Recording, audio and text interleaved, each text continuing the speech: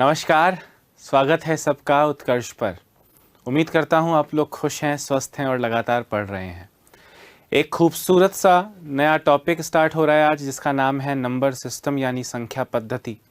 दोस्तों, अगर मैं इसके दायरे की बात करूँ तो ये अपने आप में कोई एक टॉपिक नहीं, इनफैक्ट पूरी मैथ्स है। इनफैक्ट ये कह सकते हैं कि जहाँ से मैथ्स शुरू होती है दोस्तों, उसकी नींव है।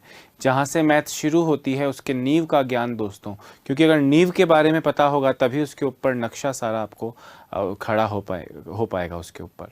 आपने अलग अलग टॉपिक मैथ्स के पढ़े हैं, परंतु ये नंबर सिस्टम आपको संपूर्ण जानकारी देगा संख्याओं के बारे में, यानी नंबर्स के बारे में दोस्तों। और अगले कुछ दिन तक आप लोग यही पढ़ने वाले हैं, अलग अलग तरह की चीज़ें इसमें पढ़ने वाले हैं। गुणनखंड क्या होते हैं, कितने तरह के इसमें वर्गीकरण किए जा सकते हैं, कितने इसके घातांक के बारे में आप लोग पढ़ने वाले हैं। सब कुछ आप लोग धीरे धीरे एक एक करके पढ़ने वाले हैं दोस्तों। पर आज शुरुआत करेंगे हम नंबर सिस्टम में क्लासिफिकेशन ऑफ नंबर्स यानी संख्याओं के वर्गीकरण से। दोस्तों, जब आप संख्याओं की बात करते हैं, किसकी बात करते हैं? संख्याओं की। संख्याएं यानी नंबर्स। तो नंबर्स दोस्तों बहुत सारे तरह के होते हैं। नंबर्स को आप किन किन श्रेणियों में बांट सकते हैं? तो जो प्राथमिक वर्गीकरण है दोस्तों, वो है वास्तविक संख्याएं, वास्तविक संख्याएं और काल्पनिक संख्याएं। हम काल्पनिक संख्याओं के बारे में बात नहीं कर रहे होंगे, पर अगर आप काल्पनिक संख्याओं के बारे में ज़रा इंट्रोडक्शन दे दूं मैं आपको दोस्तों, तो आप कह सकते हैं कि जिनमें नेगेटिव रूट होता है नेगेटिव एक्स। और वैसे कोई क्वेश्चन इस पे बन नहीं सकता दोस्तों, तो रूट ऑफ -1 जो होता है, इसको आप आयोटा कहते हैं। क्या कहते हैं? आयोटा।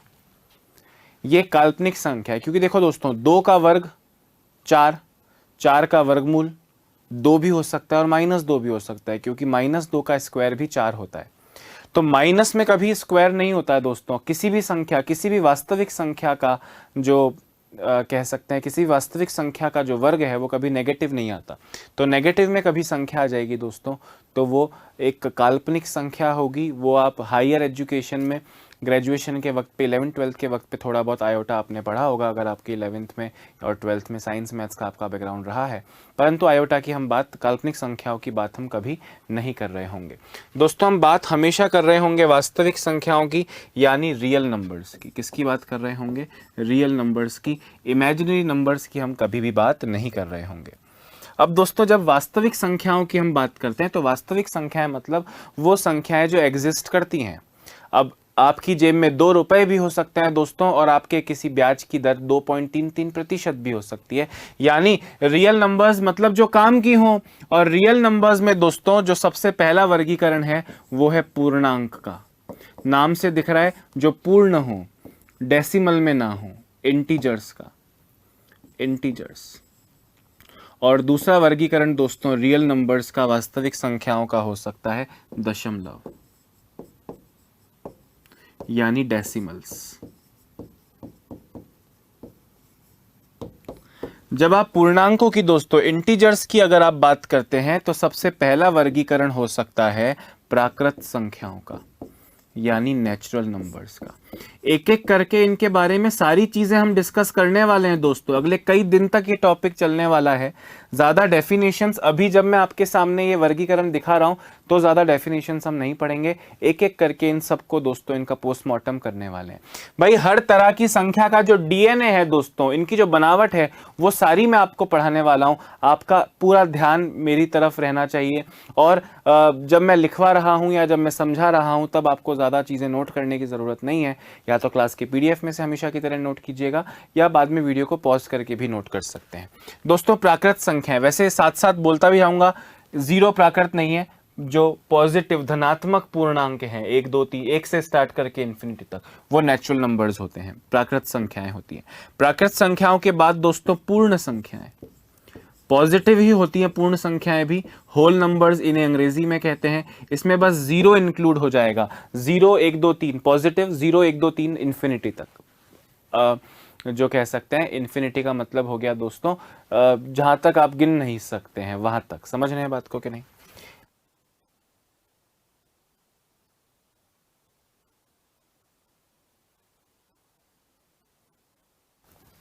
हाँ, उसके बाद दोस्तों सम संख्याएं, सम संख्याएं यानी इवन नंबर्स, विषम संख्याएं यानी ऑड नंबर्स, ऑड नंबर्स। इसके बाद में दोस्तों अभाज्य संख्याएं यानी प्राइम नंबर्स, अभाज्य संख्याएं यानी प्राइम नंबर्स, अभाज्य संख्याएं प्राइम नंबर्स। अभाज्य संख्याओं के बाद में दोस्तों कंपोजिट नंबर्स यानी संयुक्त संख्याएं, संयुक्त संख्याएं, कंपोजिट नंबर्स। जो अभाज्य नहीं है वो क्या है, वो कंपोजिट है।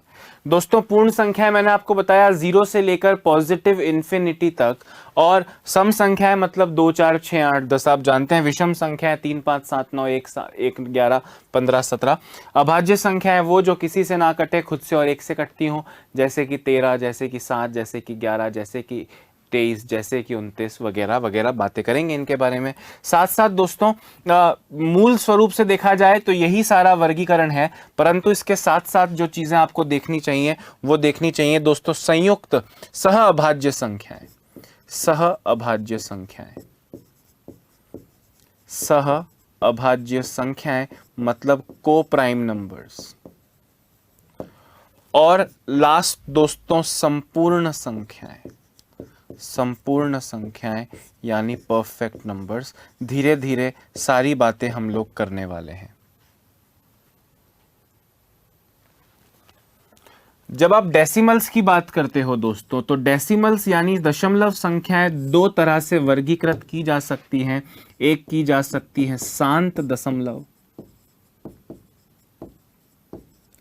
टर्मिनेटिंग डेसिमल्स, टर्मिनेटिंग डेसिमल्स, और एक अशांत दशमलव, अशांत दशमलव। दोस्तों शांत दशमलव, अशांत दशमलव मतलब non terminating, non terminating decimals. जैसे 1.7354 पूरा नंबर कट जाए, 1.7534, 2.3584, 3.1793, 0.1235 शांत दशमलव। अशांत दशमलव मतलब नॉन टर्मिनेटिंग डेसिमल, जो टर्मिनेट नहीं हो, 2.333333। पाई जैसे है दोस्तों, पाई है जैसे, है ना, तो 3.14 टक टक टक कुछ ना कुछ चलता जाएगा, चलता खत्म कभी होगा ही नहीं दोस्तों। तो वो क्या है, वो अशांत दशमलव है। अशांत दशमलव में दोस्तों, अशांत दशमलव में ध्यान से सुनना, आवर्ती, आवर्ती अशांत दशमलव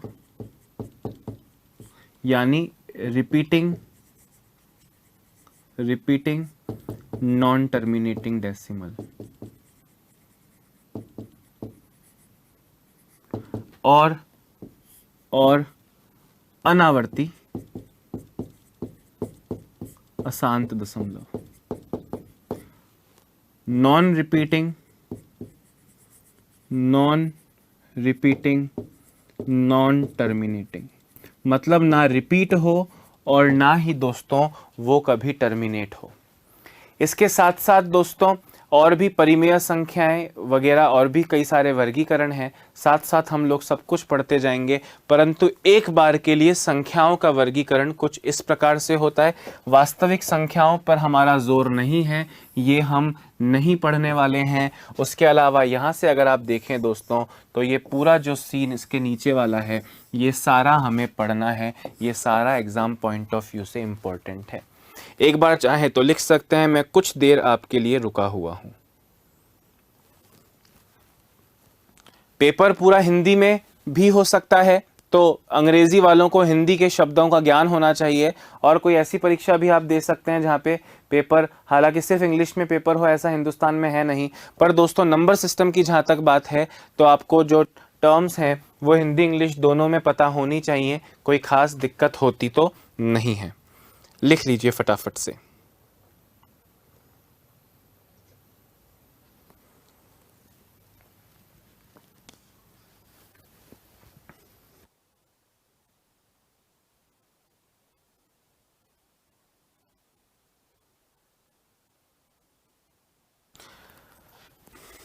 जल्दी लिखिए दोस्तों।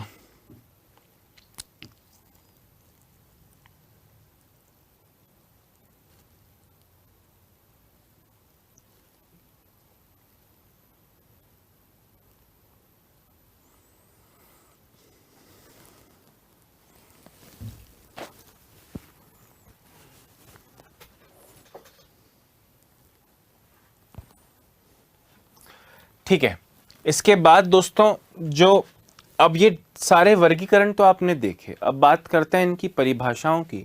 तो जो सबसे पहले परिभाषा दोस्तों आपने देखी वो देखी पूर्णांक। पूर्णांक जिसे हम हिंदी में कहते हैं इंग्लिश में कहते हैं इंटीजर्स। नाम से दिख रहा है दोस्तों पूर्णांक है, मतलब दशमलव में नहीं है, मतलब पूरी संख्याएं हो।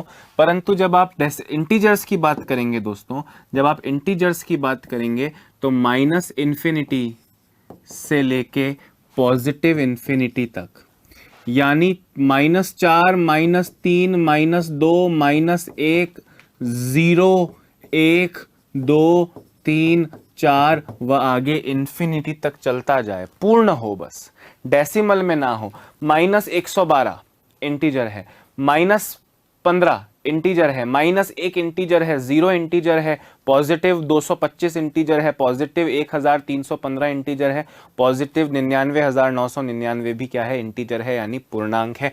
यानी दोस्तों माइनस यानी ऋणात्मक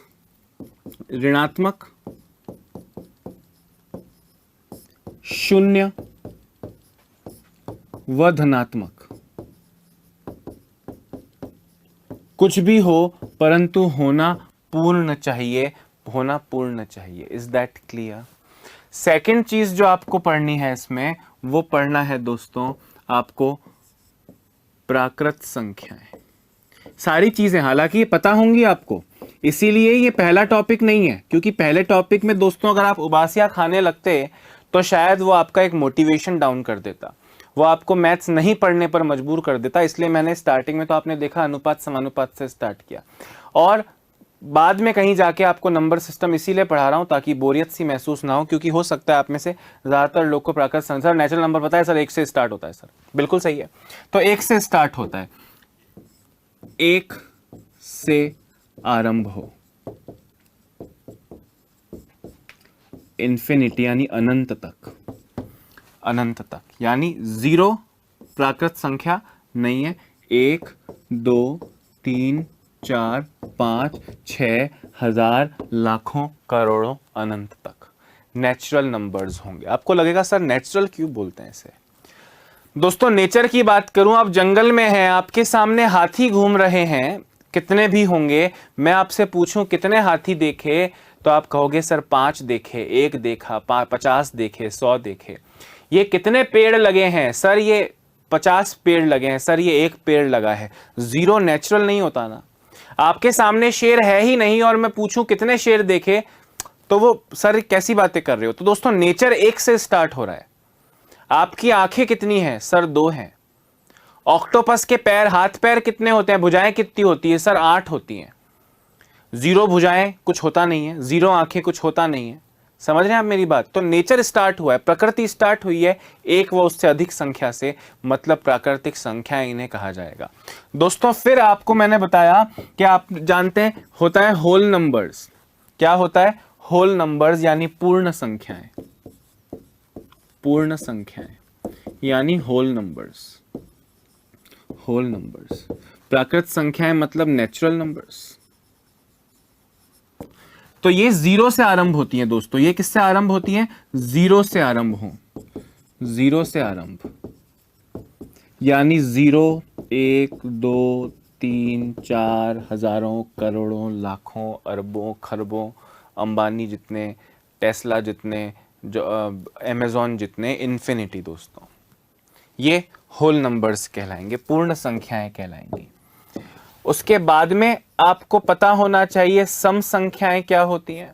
अब दोस्तों गली का बच्चा बच्चा जानता है, गली का बच्चा बच्चा जानता है, चाहे मंद बुद्धि हो, चाहे मेरी तरह और आपकी तरह तीव्र बुद्धि हो दोस्तों, पर गली का बच्चा बच्चा जानता है कि सम संख्याएं, जिसे अंग्रेजी में इवन नंबर्स कहते हैं, वह संख्याएं, वह सभी संख्याएं सभी संख्याएं जो 2 से भाज्य हो, डिविजिबल हो, भाज्य हो बोले तो डिविजिबल हो। यानी 2, 4, 6, 8, 10, 12 टक टक टक टक अनंत तक। अच्छा, 0। अब आप कहेंगे सर 0 में 2 का भाग तो जाता है। मैंने कहा फिर भी इसे आप अभाज्य संख्या, ऐसे आप सम संख्या दोस्तों नहीं कहेंगे। हाँ, -2 अभाज्य है, -4 अभाज्य है, -6 अभाज्य है, -8 अभाज्य है, ∞ तक अभाज्य संख्याएं चल सकती हैं, परंतु 0 को अभाज्य नहीं, सम संख्या चल सकती हैं, परंतु 0 को सम संख्या नहीं मानना है। हालांकि ऐसा कोई प्रश्न बनता नहीं है, पर फिर भी आपको इस चीज का विशेष ध्यान रखना है। कोई आपसे पूछे क्या -14 सम संख्या है? बिल्कुल है, 2 से भाग जाता है, पूर्णतः भाग जाता है। सारे पूर्णांक जो 2 से भाज्य हो सिवाय 0 के, 0 पूर्णांक तो है और 2 से भाग भी जाएगा 0 बार, परंतु उसको आपको पूर्णांक नहीं लेना है। Is that clear? ओके, उसे आपको सम संख्या नहीं लेना है। पांचवी चीज दोस्तों, विषम संख्याएं। विषम संख्याएं, विषम संख्याएं जिसे अंग्रेजी में कहते हैं ऑड नंबर्स। दोस्तों कई बार लोग कहते हैं इसमें सम संख्या है वो जिसमें 2 का भाग जाए, विषम संख्या है वो जिसमें 3 का भाग जाए। नहीं नहीं, 17 3 का भाग तो नहीं जाता पर विषम है, मतलब जो 2 से भाज्य ना हो, जो 2 से भाज्य ना हो, मतलब जो सम संख्याएं हो गई उसके अलावा सारी विषम संख्याएं हैं, 3, 5, 7, 9, 11, 13, 15, 17, 21 इन्फिनिटी तक, नेगेटिव में भी, वो सारी दोस्तों क्या हो जाएंगी? विषम संख्याएं हो जाएंगी। वैसे तो पता होगा, पर फिर भी आप चाहें तो एक बार के लिए दोस्तों इसे लिख लीजिए फटाफट से।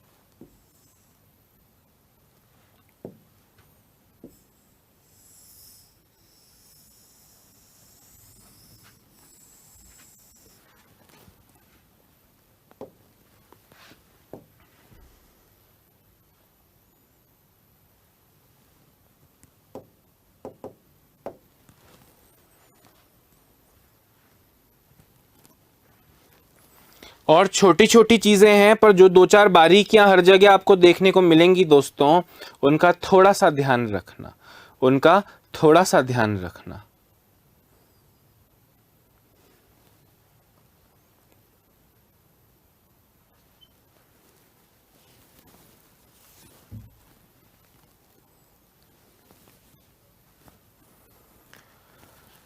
दोस्तों RS प्री 2018 में क्वेश्चन पूछा गया, ध्यान से सुनना। RS प्री 2018,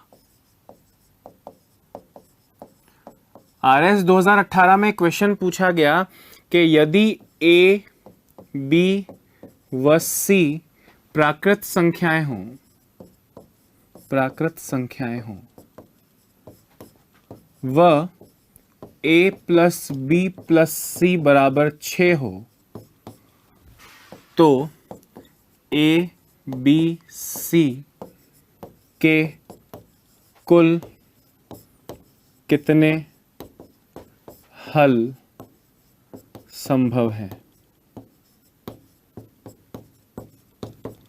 आपको ऑप्शंस दिए हैं 6, 8, 10, 9। ऑप्शंस हो सकता है चेंज हो और वहां पे ABC की जगह शायद XYZ था, उससे कोई फर्क नहीं पड़ता। पर RS प्री 2018 में एक क्वेश्चन पूछा गया दोस्तों, सुनने में लगा कि ये नंबर सिस्टम का कोई धांसू सा क्वेश्चन फेंका गया है, पर ये बिल्कुल लल्लू क्वेश्चन था। क्योंकि हमारा काम है ना, पेपर आते ही हम लोग उसे लाइव सॉल्व वगैरह करवाते हैं। तो एक क्वेश्चन जब सामने आया दोस्तों, इसको हल करने का केवल एक तरीका है, और वो है कि खुद देखना। आपको पता है कि ABC प्राकृत संख्याएं हैं। प्राकृत संख्याएं मतलब नेचुरल नंबर्स हैं, यानी 0 भी नहीं हो सकता, नेगेटिव भी नहीं हो सकता, केवल 1, 2, 3, 4, 5, 6 जैसी पॉजिटिव संख्याएं हो सकती हैं, 0 भी नहीं हो सकती हैं। और तो ऐसी 3 संख्याएं जिनका हल, जिनका योग 6 हो, ऐसे कितने संख्याओं के ABC के कितने युग्म आंसर के रूप में दिए जा सकते हैं, है ना? अब आप खुद ही देखें दोस्तों, 6 देना है तो 1, 2 और 3 को जोड़ के 6 आता है। 1, 2, 3, इसे एक ही रहने देता हूं, 3, 2, ये 2 हल हो गए। अच्छा, अब 1 दे देता हूं दोस्तों मैं B को, ये ABC था ना, ABC, तो ये 2 और ये 3, इसे एक रहने देता हूं, ये 3 और ये 2, इसे एक कर दूं अगर c को तो ये 2 और ये 3, और इसे एक ही रहने दूं तो ये 3 और ये 2। अभी भी योग 6 चले जा रहा है, योग 6 चले जा रहा है। अच्छा 1 2 3 4 5 6 हल हो गए। कई लोग 6 टिक करके आ गए। मैं बोला भाई ABC भिन्न संख्याएं नहीं है, सेम भी हो सकती हैं, मतलब 2 2 2 भी हो सकता है, 6 और 1 7, 7 भी ऑप्शन में ही नहीं है। अच्छा ये 4 हो जाए, ये 1 और ये 1 हो जाए, ये B 4 हो जाए, ये दोनों 1 और 1 हो जाएं, और C 4 हो जाए, ये दोनों 1 और 1 हो जाएं, तो भी तो टोटल 6 बन रहा है। तो ABC के ऐसे कितने हल हो गए? 1 2 3 4 5 6 7 8 9 10। तो टोटल आपका आंसर दोस्तों कितना आया? 10 सॉल्यूशंस। 10 सॉल्यूशंस। ऐसे 10 हल निकलते हैं जब ABC प्राकृत संख्याएं हों और उनका योग 10 हो जाए, तो योग 6 हो जाए, तो ऐसे कुल 10 सॉल्यूशंस निकलते हैं। Option C 10 is the correct answer. और यकीन मानिए 50% से ज़्यादा लोग का आंसर 6 था। वो 2 2 2 और 1 4 1 4 1 1 और 1 1 4 इमेजिन ही नहीं कर पाए। समझ पा रहे हो? एक बार इसे लिख लो दोस्तों। मतलब नंबर सिस्टम है, दुनिया में कुछ भी पूछ लिया जाए गणित का तो वो नंबर सिस्टम ही कहलाएगा।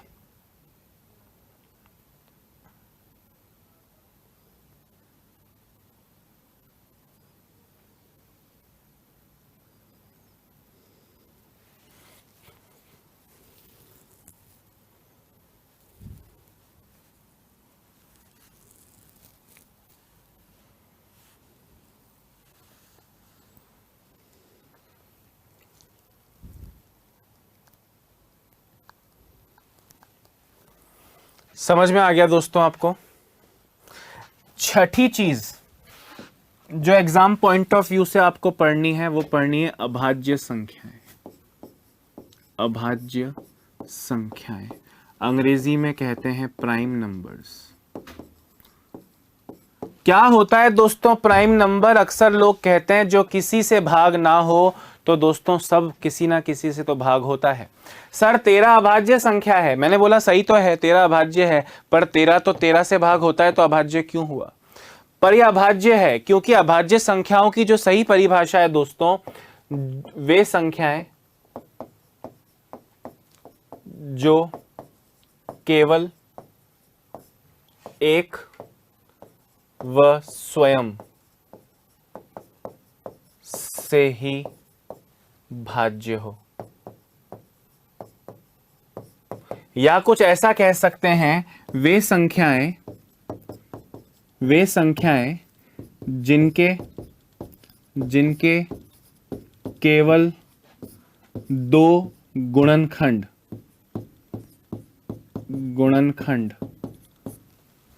हों, एक व स्वयं। गुणनखंड मतलब फैक्टर्स, जो केवल 2 ही संख्याओं से कटें, एक कटे खुद से और एक 1 से। जैसे 7 है दोस्तों, तो 7 7 से भी कटता है और 7 1 से भी कटता है, इसके अलावा वो किसी से डिविजिबल नहीं है। तो ये 7 क्या हो जाएगा? एक अभाज्य संख्या हो जाएगा। आपको परिभाषा देने की जरूरत नहीं है, मुझे लगता है आप लोग ऑलरेडी इस बात से वाकिफ हैं। कौन सी हुई दोस्तों अभाज्य संख्याएं? 3 5 7 9 नहीं, 11 13 15 नहीं, 17 19 21 नहीं, 23 25 नहीं, 27 नहीं, 29 31 33 नहीं, 35 नहीं, 37 एटसेट्रा एटसेट्रा। बहुत सारी अनंत हो सकती हैं। पर दोस्तों सीधे मुंह ज़बानी क्वेश्चन बन जाता है। जरा देखना कैसे। आपसे पूछा कि बताइए जरा 1 से 20 तक कुल कितनी अभाज्य संख्याएं हैं, तो आपको आंसर देना है 8। ये आपको याद रखना है। कौन सी है देख लूंगा, पर 1 से 20 तक अभाज्य संख्याएं कौन सी हैं? सर 8 है। 1 से 20 तक कितनी अभाज्य संख्याएं? 8। क्वेश्चन बन सकता है दोस्तों कि 1 से लेकर 30 तक कितनी अभाज्य संख्याएं हैं? तो 1 से लेकर 30 तक कितनी अभाज्य संख्याएं होंगी? आपको आंसर याद रखना है 10। आपसे पूछा कि बताइए 1 से लेकर 50 तक कितनी अभाज्य संख्याएं हैं, तो आपको याद रखना है 15। आपसे पूछा कि 1 से लेकर 75 तक कितनी अभाज्य संख्याएं हैं, तो आपको याद रखना है 21 यानी 21। आपसे पूछा 1 से लेकर 100 तक कितनी अभाज्य संख्याएं हैं, 1 से लेकर 100 तक कितनी अभाज्य संख्याएं हैं, तो आपको याद रखना है 25। क्या याद रखना है आपको? 25। और बहुत बड़े अगर बात करें 1 से लेकर 1000 तक कितनी अभाज्य संख्याएं हैं, तो आपको याद रखना है दोस्तों 168। आपको याद रखना है 168। ये आपको डायरेक्ट कंठस्थ रूप से दोस्तों याद रखना है, ये आपको डायरेक्ट कंठस्थ रूप से याद रखना है। जैसे दोस्तों अब आप रीजन पूछे, मैंने कहा गिन लो, रीजन कुछ नहीं है, मैं रटने के लिए बोल रहा हूं क्योंकि डायरेक्टली ऐसा क्वेश्चन आ जाता है, पर है कौन से आप गिन भी सकते हो। जैसे 1 से 20 तक कौन से हुए आप जानते हो भैया, आपके सामने लिखे हैं 3, 5, 7, 11, 13, 2 भी होगा ना, 2 भी तो है, 2 भी तो है, 2, 3, 5, 7, 11, 13, 17 और 19 कितनी हो गई दोस्तों? 1, 2, 3, 4, 5, 6, 7, 8, 8 हो गई। अब 1 से 30 तक पूछा तो 8 तो आपने गिन लिए दोस्तों, 20 से 30 के दौरान और कितने आ गए? आ गया 23 और 29, तो 8 और 2 10 हो गए। बोला 30 तक तो हो गई 10, 50 तक, मैंने कहा 30 से 50 में और गिन लो, आप देखोगे तो 31 आएगा, 37 आएगा, 39 नहीं आएगा, 41 आएगा, 43 आएगा, 45 नहीं आएगा, 45 नहीं आएगा, 47 आएगा। तो ये दोस्तों देखो 15, 8 और 2 10, ये 8 हो गई, ये 2, तो 8 और 2 10, 10 और ये 5 और हो गई, कितनी हो गई? 15। 50 तक 15। एग्जाम में दोस्तों स्पेशली 1 से 50 तक और 1 से 100 तक की संख्याएं इंपॉर्टेंट होती हैं, आपसे पूछ ली जाती हैं, आपसे पूछ ली जाती हैं। आपको ये सभी जो मैंने लिखी है ये सभी याद रखनी है। बोले 1 से 75 तक कौन सी हैं? 1 से 75 तक कौन सी है? तो हमने कहा 15 तो तुमको गिन के दिखा दी, 6 और गिन के दिखा देते हैं। 53 देखो अभाज्य संख्या है, 53। 59 अभाज्य संख्या है, 61 अभाज्य संख्या है, 67 अभाज्य संख्या है, 71 अभाज्य संख्या है, 73 अभाज्य संख्या है। देखो 6 और गिन ली तो 15 और 6 21 हो गई। 75 तक गिन ली, अब 75 के बाद 100 तक अगर और गिनोगे दोस्तों तो 73 के बाद अभाज्य संख्या आती है 79, 83, 89, 97, 21 और ये 4 गिन ली, हो गई 25। 1000 तक ये आपको याद रखना है दोस्तों। तो ये अभाज्य संख्याएं होती हैं, पर आपको फिर भी दोस्तों इन्हें कंठस्थ रूप से याद रखना है। किनको याद रखना है? ये मैंने यहाँ पे लिख लिया है, ये मैंने यहाँ पर लिख लिया है, ये आपको याद रखनी है। बोले 1 से 20 तक कितनी अभाज्य संख्या है? गिनने में टाइम वेस्ट मत करना, सीधे 8 बोलना। बोले 1 से 30 तक कितनी है? सीधे 10 बोलना। 1 से 50 तक 15, 1 से 100 तक कितनी है? 1 से 100 तक 25। अरे 1 से 50 तक 15 और 1 से 100 तक 25, ये मुंह जबानी याद रख सकते हो ना। बाकी गिनना तो कोई भी लिख के गिनना है तो हम गिन लेंगे। अभाज्य संख्याएं कौन सी होती है हमको पता है, जो डिवाइड ना हो किसी से। एक क्वेश्चन बनता है भाई कि 2 अभाज्य संख्या है या नहीं, तो दोस्तों 2 इकलौती सम अभाज्य संख्या है, सम संख्या है जो अभाज्य हो, जो अभाज्य हो। अच्छा, एक का क्या जुगाड़ है? एक अभाज्य नहीं है क्या? एक भी तो किसी से नहीं कटता, खुद से और एक से कटता है। मैंने कहा वो खुद भी खुद है और एक भी खुद है। मतलब एक जो है दोस्तों, जो 1 है, 1 ना ही अभाज्य है, ना ही अभाज्य है, वह ना ही संयुक्त संख्या है।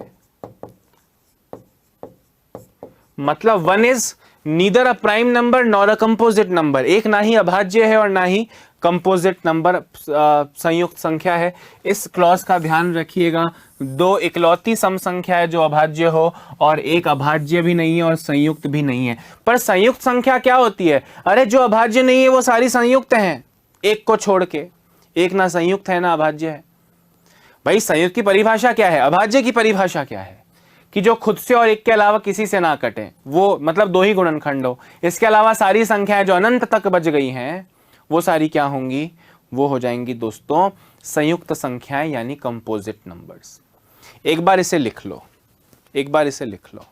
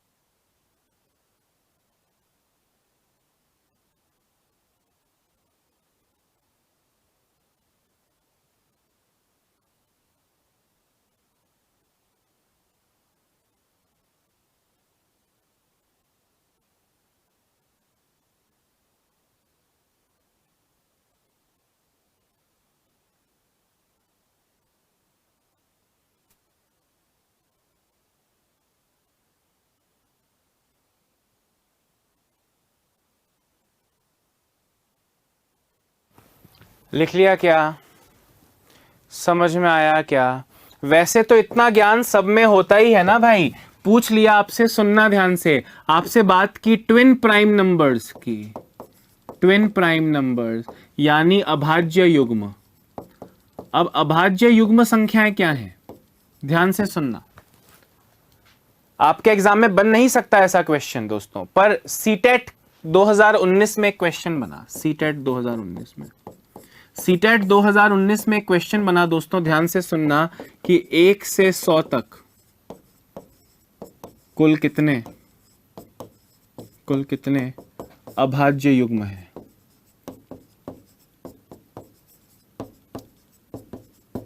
कुल कितने ट्विन प्राइम नंबर्स हैं? तो दोस्तों ट्विन प्राइम नंबर्स क्या होता है? ट्विन प्राइम नंबर्स क्या होता है?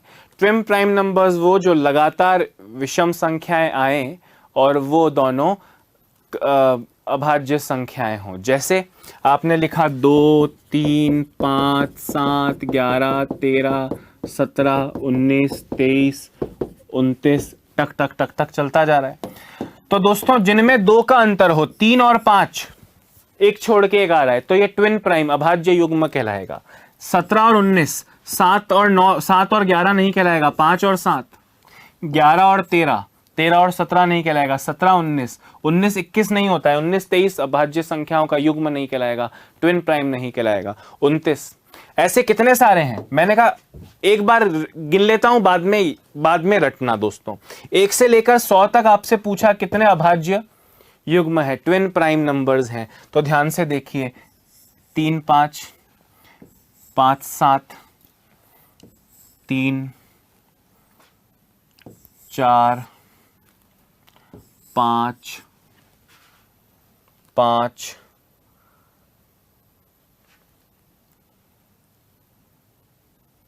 6, 7,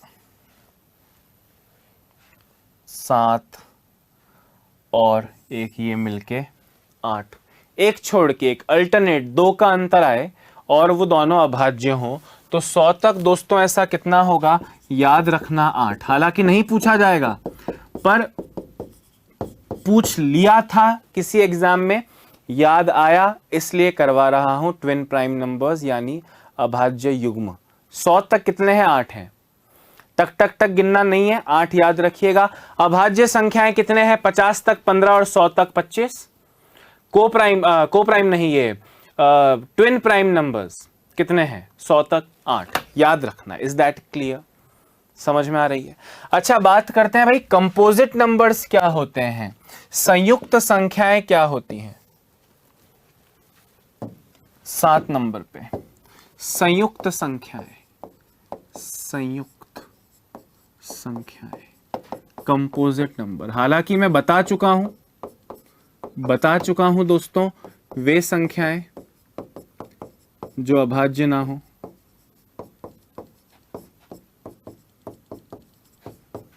वे सभी संयुक्त संख्याएं हैं।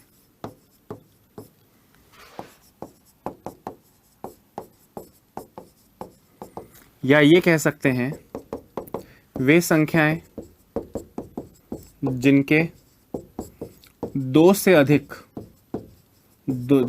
से अधिक गुणनखंड हों, वे सभी संयुक्त संख्याएं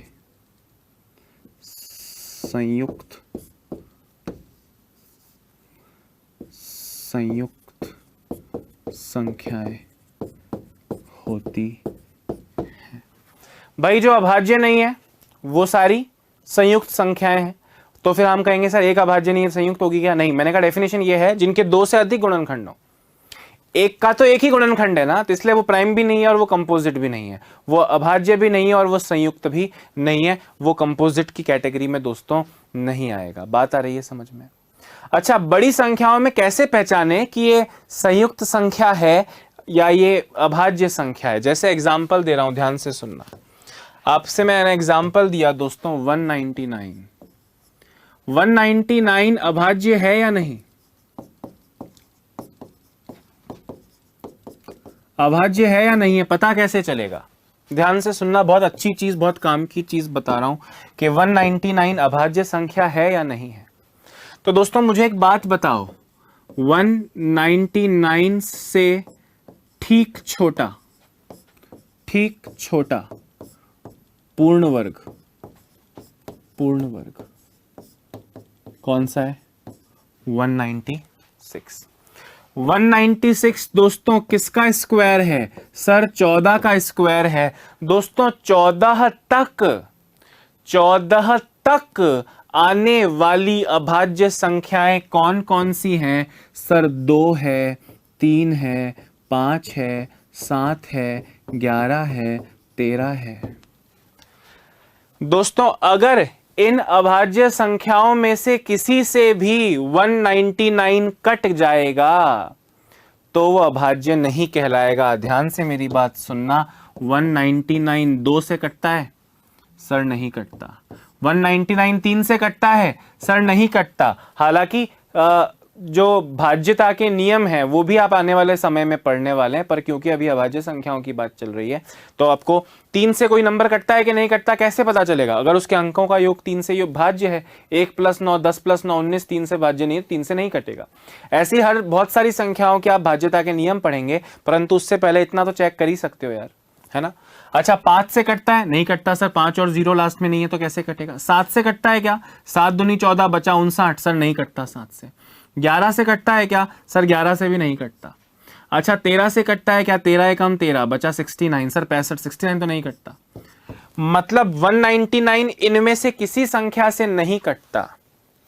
तो दोस्तों 199 सीता मां जितना पवित्र है, मतलब अभाज्य है। जहां देखो वहां जाकर मुंह नहीं मारा दोस्तों। गंगा सा पवित्र प्रेम जिसे कहते हैं वो अभाज्य संख्या 199 क्या हो जाएगी? अभाज्य संख्या हो जाएगी। अगर ये 198 होता दोस्तों तो गली का बच्चा जानता है कि 198 तो चाहे जिससे मुंह मार सकता है सर। 198 11 से भी कट रहा है, 198 2 से भी कट रहा है, तो इसमें पवित्रता नहीं है दोस्तों। ये तुम्हारा भी है, ये मेरा भी है। मेरा मन हुआ तो हेलो जानू, तुम्हारा मन हुआ तो हेलो बेबी। तो ये अभाज्य दोस्तों नहीं है। तो अब एक क्वेश्चन बना एग्जाम में, ध्यान से मेरी बात सुनना। क्वेश्चन था, जरा गौर से सुनना। क्वेश्चन था, लिखना कुछ नहीं है, अभी लिखना कुछ नहीं है। यह परखने के लिए कि x एक अभाज्य संख्या है या नहीं, है या नहीं, सिर्फ इतना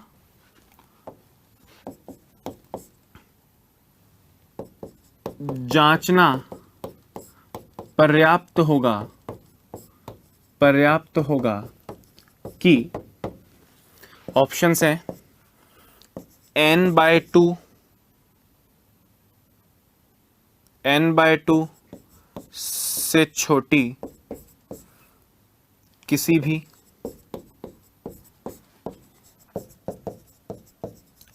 अभाज्य संख्या से विभाजित ना हो।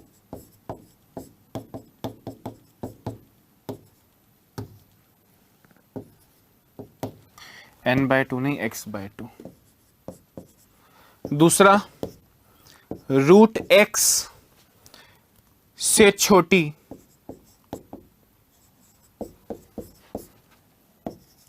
किसी अभाज्य संख्या से विभाजित ना हो।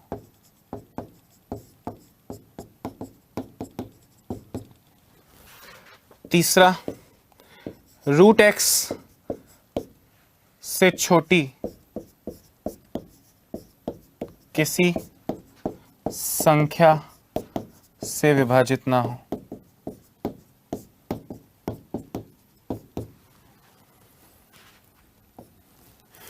चौथा, घनमूल x से विभाजित ना हो। दोस्तों अब ध्यान से सुनना,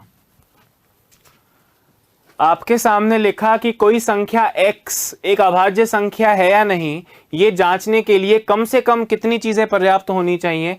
यदि x/2 से किसी संख्या से अभाज्य x/2 से छोटी किसी भी अभाज्य संख्या से विभाजित ना हो। आपने अभी क्या किया, ध्यान से सुनना।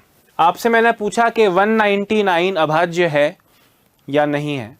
मैंने बोला 199 तो क्योंकि पूर्ण वर्ग नहीं है। अगर ये पूर्ण वर्ग होता तो फिर काय का अभाज्य संख्या, ये पूर्ण वर्ग नहीं है। इससे छोटी अभाज्य संख्या 196, यानी अगर मैं इसी का वर्गमूल निकालूं दोस्तों तो 14.1 के आसपास आता।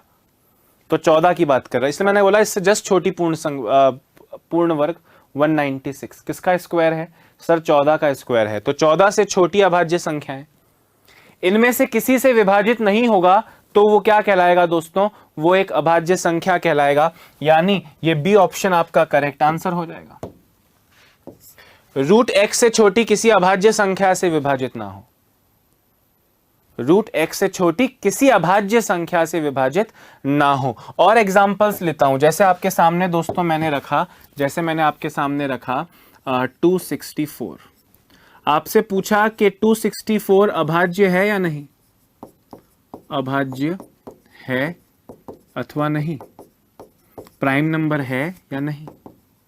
ध्यान से सुनना, तो 264 से ठीक छोटा, भाई 264 तो वर्ग नहीं है, ठीक छोटा पूर्ण वर्ग 256। 256 का वर्गमूल करोगे तो आएगा 16, और 16 से छोटी अभाज्य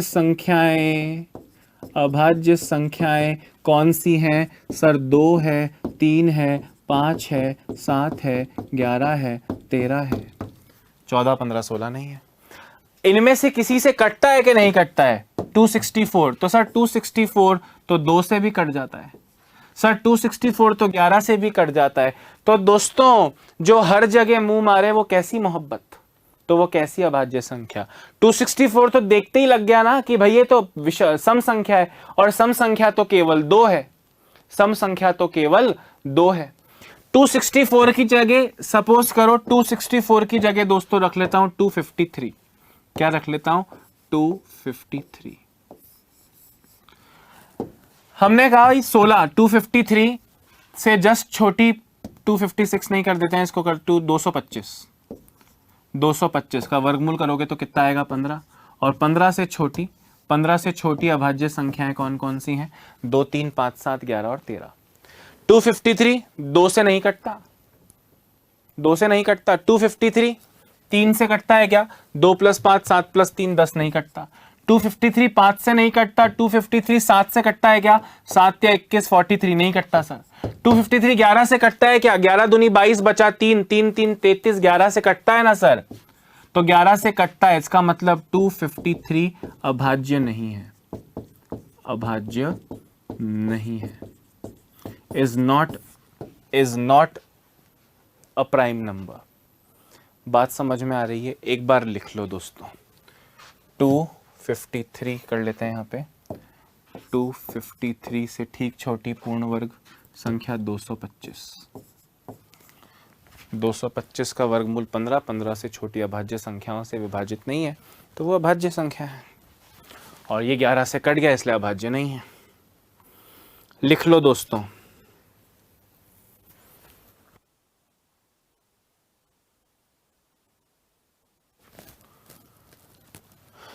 ठीक है। वर्गीकरण अब हम लोग देख रहे हैं भाई, कल हम गुणनखंडों पर आएंगे, ठीक है। चिल करो, मजे में रहो, पूरा पढ़ाऊंगा, सब कुछ पढ़ाऊंगा, एग्जाम में बाहर नहीं जाएगा दोस्तों, एग्जाम में बाहर नहीं जाएगा, गारंटी दे रहा हूं।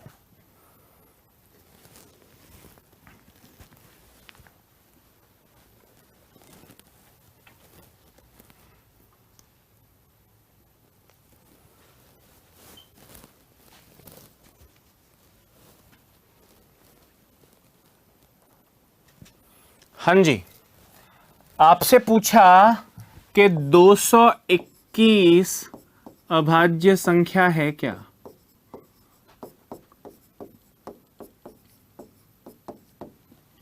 और आपसे पूछा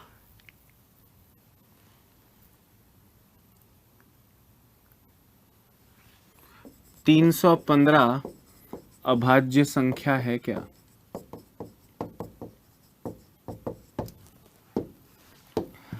दोस्तों 221 से छोटा परफेक्ट स्क्वायर, 225 तो बड़ा हो जाएगा, 196। 221 से ठीक छोटा पूर्ण वर्ग 196। 196 किसका स्क्वायर है सर? 14 का है, और 14 से छोटी अभाज्य संख्याएं 2 3 5 7 11 13।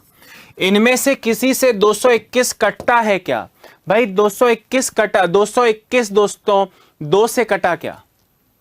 2 से नहीं कटा। 3 से कटा क्या? 4 नहीं कटा। 5 से नहीं कटा, 2 से नहीं कटा, 3 से नहीं कटा, 5 से नहीं कटा, 7 से नहीं कटा, 11 से कटा क्या? 11 एकम 11 पीछे बचा दोस्तों 111 नहीं कटा। 13 से कटा क्या? 13 एकम 13 पीछे बचा 9, 9 1 91, 13 7 91, 13 से कट गया, 13 से कट गया, इसका मतलब ये हो गया दोस्तों कि 221 अभाज्य नहीं है, 221 अभाज्य नहीं है। बात भेजे में घुस रही है या ऊपर से चली गई? बोला सबने सर भेजे में घुस रही है।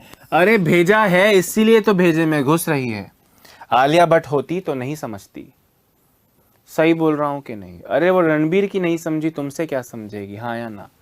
अच्छा 315, मैंने बोला गली का बच्चा जानता है 3 से कट रहा है, 5 से कट रहा है, कैसे अभाज्य होगा? अरे लास्ट में 5 लग गया मतलब 5 से कट रहा है, पूरा चेक क्यों करोगे? पूरा चेक क्यों करोगे? 315 भाई 5 से भाज्य है, 5 से भाज्य है, दिख रहा है, 3 से भाज्य है, डिविजिबल है, तो अभाज्य नहीं है। 315 अभाज्य नहीं है। आप पूरा प्रोसेस अपना सकते हो, आप पूरा प्रोसेस अपना सकते हो कि सर ये देख लो 315 से छोटा परफेक्ट स्क्वायर सर 289 17 का, 17 से छोटे पूर्ण वर्ग जो अभाज्य संख्या है 2 3 5 7 11 ऐसे करोगे तो 2 3 से कट रहा है, 5 से कट रहा है, कट तो रहा है सबसे, क्या हो गया? समझ आ रही है बात? तो दोस्तों वर्गीकरण आपने आज देखा है, और भी वर्गीकरण चलता रहेगा, चीजें साथ साथ डिफाइन करते रहेंगे हम लोग, और एग्जाम पॉइंट ऑफ व्यू से जितने भी क्वेश्चंस बनते हैं सारे आने वाले समय में मैं आपको करवाता रहूंगा। पर अभी के लिए इतना ही। अपना ध्यान रखिए, स्वस्थ रहिए, मस्त रहिए, लगातार पढ़ते रहिए, विश्वास के साथ पढ़ते रहिए और खूब मेहनत करते रहिए। उत्कर्ष के notes, class PDF, model papers, ये सब मिलकर दोस्तों आपको सफलता तक पहुंचाएगा। सिर्फ मैं एक निमित्त मात्र हूँ। अभी के लिए इतना ही। अपना ध्यान रखिए, स्वस्थ रहिए, मस्त रहिए, लगातार पढ़ते रहिए। Bye bye, have a nice day.